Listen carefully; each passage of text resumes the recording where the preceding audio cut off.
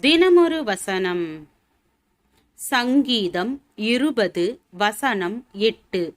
அவர்கள் முதிர்ந்து விழுந்தார்கள், நாங்களோ எழுந்து நிமிர்ந்து நிற்கிறோம். கிராண்ட்ஸ் போட்டிகளில் வென்று விளையாட்டு தர வரிசையில் முன்னிலையில் இருந்தவர் டென்னிஸ் வீராங்கனை செரீனா வில்லியம்ஸ். ஆனால் சமீபத்தில் தர வரிசையில் மிகவும் தாழ்ந்த நிலையில் இருந்த ஒரு டென்னிஸ் விளையாட்டுக்காரியிடம் பரிதாபமாக தோற்றுப்போனார்.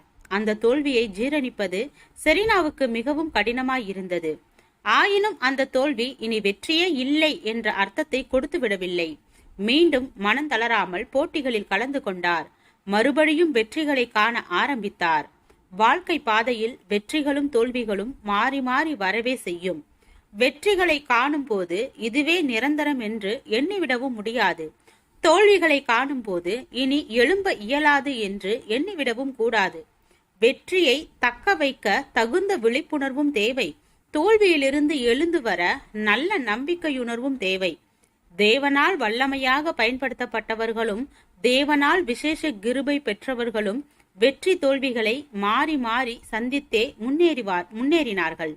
வெற்றியின் வேலைகளிலும் தோல்வியின் நேரங்களிலும் அவர்களின் பார்வை தேவன் காண்பித்த இலக்கின் மேலேயே இருந்தது. யோசேப்பும் தாவீதும் வெற்றி தோல்விகளை மாறி மாறி சந்தித்து கடந்து வந்தவர்களே. அவர்கள் வென்ற வேளைகளில் தேவனை மகிமைப்படுத்தினார்கள். வீழ்ந்த வேளைகளில் தேவனை உறுதியாக பற்றி கொண்டார்கள். வெற்றியாளன் என்பவன் தொடர்ந்து வெற்றிகளையே பெற்றுக்கொண்டிருப்பவன் அல்ல. தோல்விகளை காண நேரிட்டாலும் மீண்டும் மீண்டும் எழுந்து வெற்றியை நோக்கி முன்னேற துடிப்பவனே உண்மையான வெற்றியாளன். ஆடு மேய்த்து கொண்டிருந்த தாவீது நாடெங்கிலும் வியந்து பாராட்டப்படும் அளவிற்கு நம்பர் 1 சாதனையாளனாக மாறினான். ஆயினும் தொடர்ந்து வந்த சூழ்நிலைகளில் அவனுடைய எண்ணங்கள் ஈடேறாமல் தோல்வியை சந்தித்தான்.